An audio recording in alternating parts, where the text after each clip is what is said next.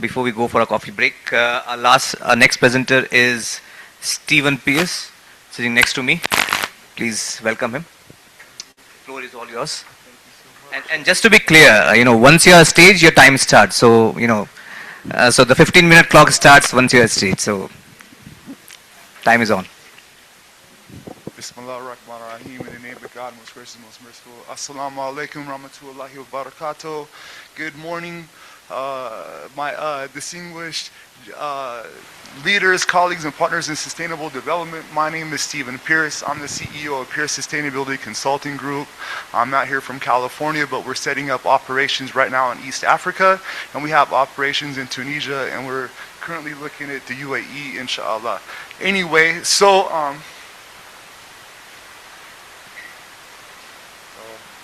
cool.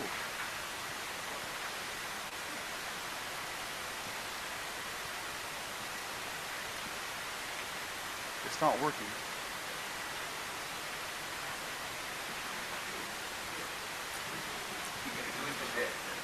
Huh? Yeah. Okay. Next slide, please. Hello? Hello? Okay, next slide, please.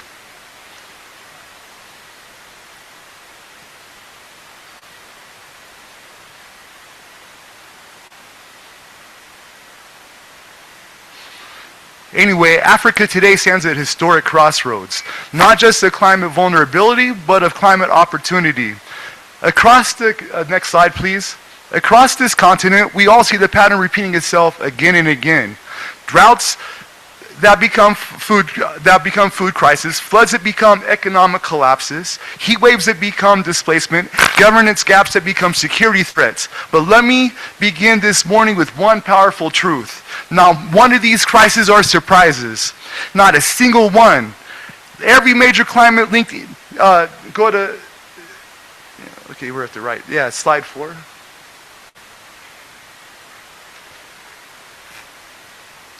Every major climate-linked disaster in Africa, from the Horn to the Sahel to the Great Lakes, reveals its early signals long before the crisis arrives. In land use data, in ESG indicators, in governance patterns, in energy and water systems, in commodity flows, in human movement, and in the financial vulnerabilities that quietly build beneath the surface. Next slide, please.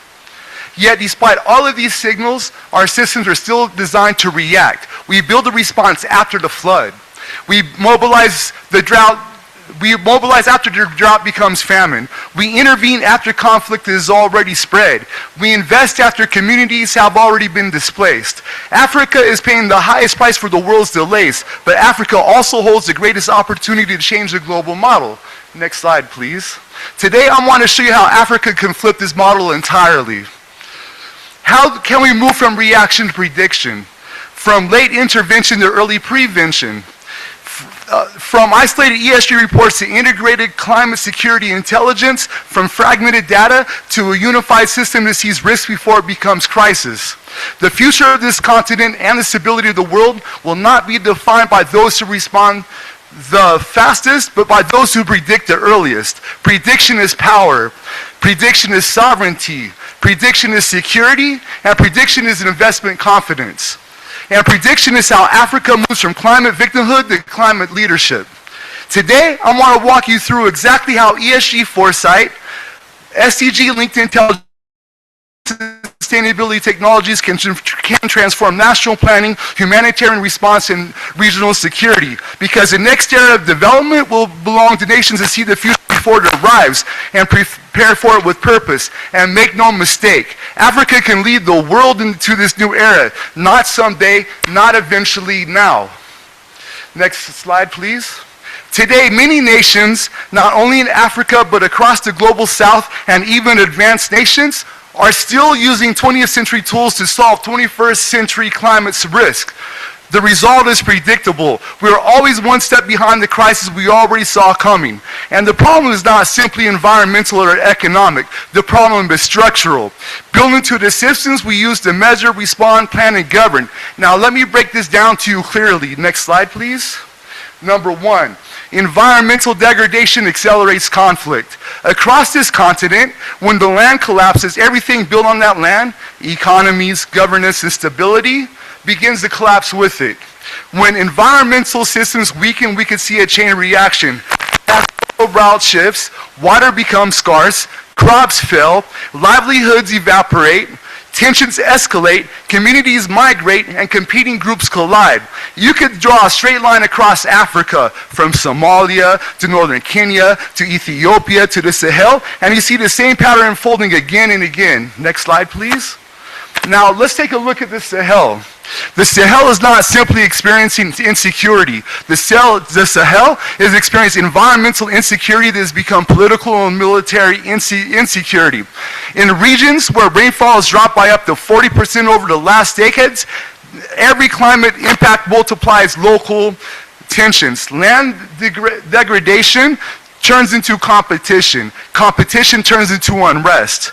Unrest turns into recruitment to armed groups. And recruitment into regional instability. Declining ecological stability equals rising insecurity. It is a formula and we can measure in years in advance. Now, next slide, please. Number two, inequality magnifies vulnerability. Climate shocks do not strike evenly. They strike the poorest communities first, hardest and longest. And inequality is no longer just a social issue. It is now a climate security multiplier. When marginalized communities live on degraded land, rely on climate-sensitive livelihoods, have limited access to financial buffers, face weak infrastructure, and operate in governance blind spots, even small climate shocks can push them over the edge.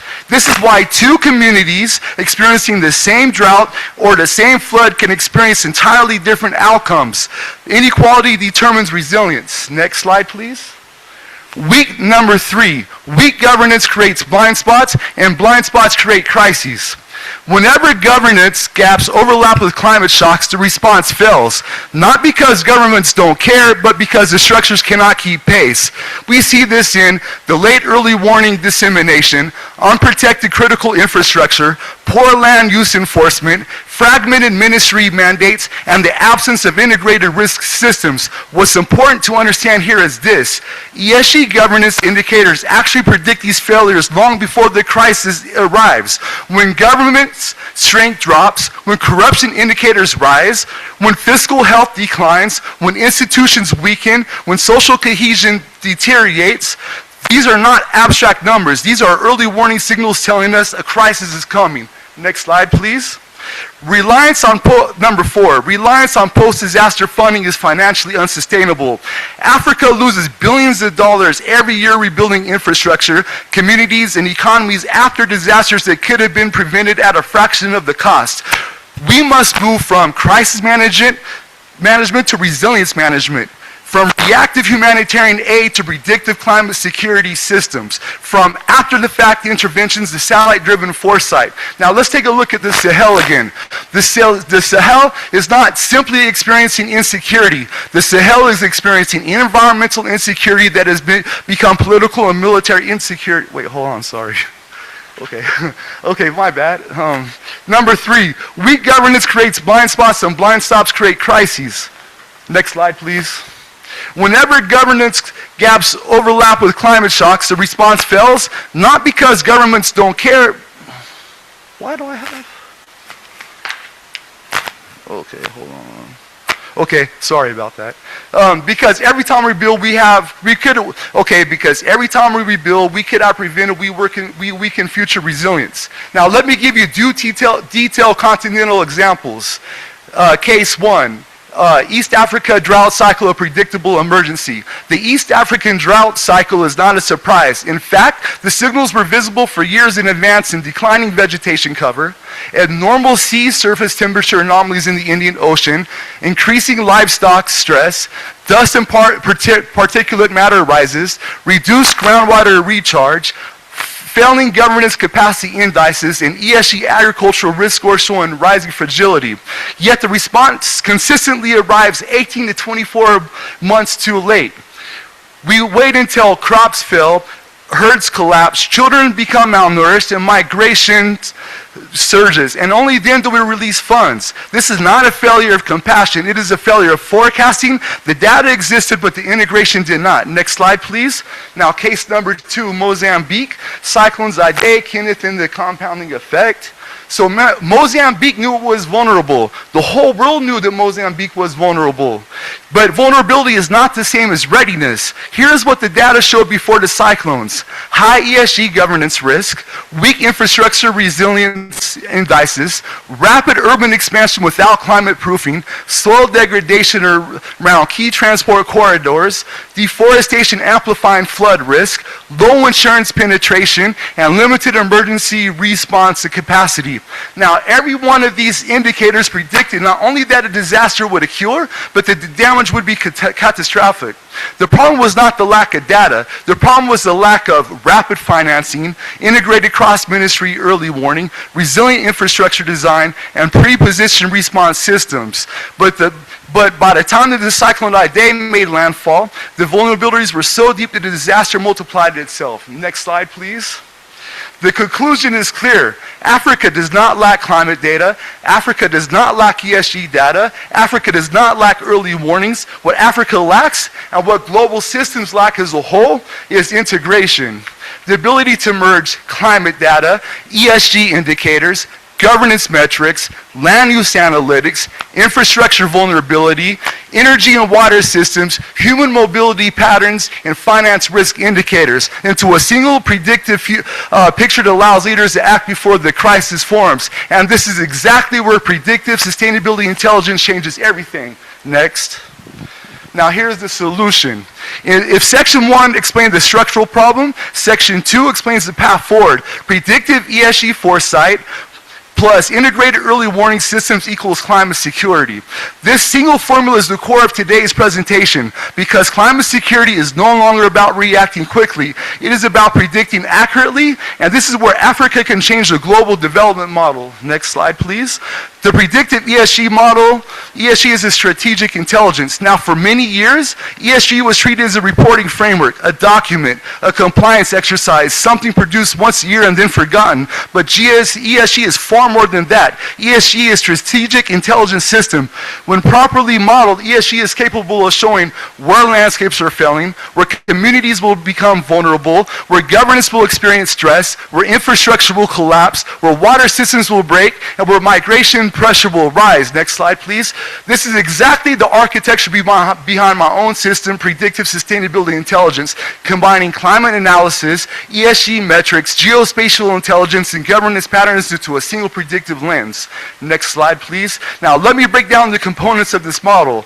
We integrate 1, environmental indicators, land degradation, rainfall deviation, vegetation cover, deforestation rates. 2, social vulnerability metrics, inequality, food security, health resilience, displacement pressures. Number 3, governance stability patterns, institutional strength, anti-corruption signals, fiscal health, and local capacity. 4, geospatial and satellite data, flood lines, drought cycles, soil moisture, heat anomalies, water maps. 5, financial risk signals, commodity volatility, price stress, insurance data, and debt strain. Number 6, climate models, long-range forecasts, El Nino, La Nina impacts, cyclone pathways. 7, supply chain exposures, logistics risk, cross-border trade routes, food imports dependence. Next, individually these data streams are useful, but together they form a predictive system capable of forecasting crises before they emerge. When combined effectively, ESG can identify failing landscapes, warn of agricultural collapse, economic and financial predict migration patterns, flag government stress points, forecast water instability, anticipate supply chain disruptions, detect food security hotspots, and signal credit downgrades linked to the climate stress. Not years in advance, but months before the event transforms into a crisis. This gives governments, agencies, and donors a new advantage, time to prepare, time to intervene early, time to stabilize communities, time to mitigate conflict, and time to avoid loss. Prediction is protection. Next slide, please. Early warning systems built for climate security, not just weather. Traditional early warning systems, EWS, rely almost entirely on climate or meteorological data. They will tell us when a flood is coming. They'll tell us when a storm will hit. They tell us when a drought is building. But modern crises are not just climate-driven. They are climate plus social plus government plus economic. This is why modern EWS must integrate ESG indicators. Apologies. I think we need to wrap up in a few minutes, if you don't mind. I'm almost done. Climate models, governance stability, economic and financial intelligence, geospatial mapping, community-level early signals. When these layers are combined, countries gain the ability to see not just the weather, but impact. This produces hotspot mapping, identifying areas where environmental stress overlaps with social vulnerability and governance weakness. 2, early stress detection, identifying lively disruptions before conflict or mass displacement occurs. 3, integrated risk dashboards, allowing ministries, counties, and agencies to see the same picture at the same time. 4, risk communication systems, ensuring information reaches the community level, time for our action. 5, policy readiness modeling, showing which ministries need to coordinate, when and where. 6, resilience financing triggers, unlocking funds automatically when certain risk thresholds are met. With the right predictive system, governments can pre-position food and water, deploy mobile health teams, reinforce fragile infrastructure, move livestock corridors, mitigate pastoral conflict, protect the risk agricultural zone, prepare urban areas for climate migration, activate leadership structure. This is how climate action becomes national security action. Climate alone is weather. Climate plus data plus ESG plus governments plus economics is security intelligence. Next slide, please. Financing preparedness, not just recovery. One of the greatest losses Africa is facing is financial. Global donors, governments, and development partners spend billions after disasters, long after the damage is done, long after livelihoods are broken, long after recovery becomes more expensive than prevention. This financial model is unsustainable. Investing in predictive systems costs a fraction of post-disaster reconstruction, yet carries exponentially higher returns. Africa needs to shift financing the before, not just the after. The pathway includes catastrophe-linked ESG bonds, resilience financing instruments, adaptation credit lines for high-risk counties, public-private partnerships for predictive data, sovereign ESG defense funds. Now, the solution is clear. Predictive ESG foresight is not an next slide, please. Predictive ESG foresight is not an academic exercise. It is not nice to have. It is not an optional technology. It is the foundation of modern climate security by combining ESG intelligence, early warning systems, integrated data, cross-ministry coordination, resilience financing. Africa can build a future where climate shocks do not automatically become humanitarian crises, security crises, and economic crises. The power lies in prediction. The advantage lies in preparation. The stability lies in governance, and opportunity lies in integration. Next slide, please. Slide 23. I'm almost done. Africa's strategic advantage. Africa is not approaching the global climate security challenge from a position of weakness. Africa is approaching it from a position of strategic advantage, an advantage the world is only now beginning to understand. Now, let me highlight 5 of those advantages early. The youth demographics, the most powerful innovative force on earth. Some of these statistics would be by 2030, 42% of the world's youth will be African. By 2050, 1 in every 4 people on the planet will be African. Number 2, renewable energy superpowers, solar, wind, geothermal, hydro. Africa has the best irradiance on earth. It has world-class wind corridors. It has massive hydro potential. Even right here in Kenya, it is the global leader in geothermal. This is not about energy access, this is about energy sovereignty and climate resilience. Next slide, slide 26. Digital and mobile integration of the world's fastest leapfrog. No continent has leapfrogged digitally the way Africa has, from mobile banking, to digital wallets, to remote services, to tele-agriculture, telehealth, cross-border fintech, and community-level digital infrastructure. This digital foundation is exactly what predictive systems need to thrive. Where other regions are constrained by outdated legacy systems, Africa is building intelligent systems on top of flexible mobile, cloud-based networks that can scale from national capitals all the way to remote villages. The infrastructure for predictive sustainability, the data pipes, mobile penetration, digital literacy already exists here. Next slide. Community knowledge systems, Africa's hidden intelligence layer. Predictive models are powerful, but they become unstable when combined with local knowledge systems. Across Kenya, Ethiopia, Rwanda, Nigeria, Ghana, communities read the land with precision. They track animal behavior, they monitor soil by touch, they read wind patterns, they discover early stress, and they observe the migration of birds and insects and remember historical climate cycles. This community intelligence is centuries old, and when integrated into modern ESG and climate analytics, it strengthens early warning systems in ways satellites alone cannot. Africa has the world's richest environmental memory, and that memory is an asset. Next slide, please. 2 more slides. Policy momentum, continent moving in the right direction. Countries like Kenya leading geothermal carbon markets and climate security frameworks. Rwanda implementing world-class ESG governance and national data systems. South Africa building climate risk financial disclosure mechanisms. Morocco are pushing renewable energy at a continental scale. These nations are not reacting to climate change. They are architecting the government framework to the future, frameworks that many Western countries are still debating. Africa is not behind, Africa is ahead. But the world does not realize it yet, and this creates a historic opening. For the first time in modern history, Africa can lead the world in global transformation, not because it follows global patterns, but because it builds the patterns that others will follow. Next slide, please. Now let me end with this. Climate change will not wait. Markets will not wait. Security risk will not wait. Human movement will not wait. But the world's most vulnerable communities cannot afford for us to wait. But Africa does not need to stand defenseless. Africa can stand predictive and therefore powerful. For too long, the global narrative has painted Africa as a region reacting to crises created elsewhere. But today we stand in a moment where Africa can lead the world forward, not by following the old development model, but by pioneering a new one. A model built on climate intelligence, anticipatory governance, resilience financing, predictive ESG foresight, community knowledge systems, and bold policy innovation. Next slide. Now, the next decade will not belong to the nations that react fastest. It will belong to the nations that anticipate earliest. The nations that understand their climate risk, integrate their data, finance their resilience, and protect their people before a crisis arrives. And I believe deeply, not as theory, but from what I've seen on the ground, that this continent is ready. Africa is ready. And this country, Kenya, is ready. Kenya has the innovation, Kenya has the youth, Kenya has renewable energy leadership, and Kenya has the policy momentum. And Kenya has the courage to build systems that the rest of the world will one day study. So we leave this room today, let us leave with one shared commitment, that Africa will not wait for the future, that Africa will build it, that Africa will predict it, and Africa will lead it. Thank you. Thanks, Steve.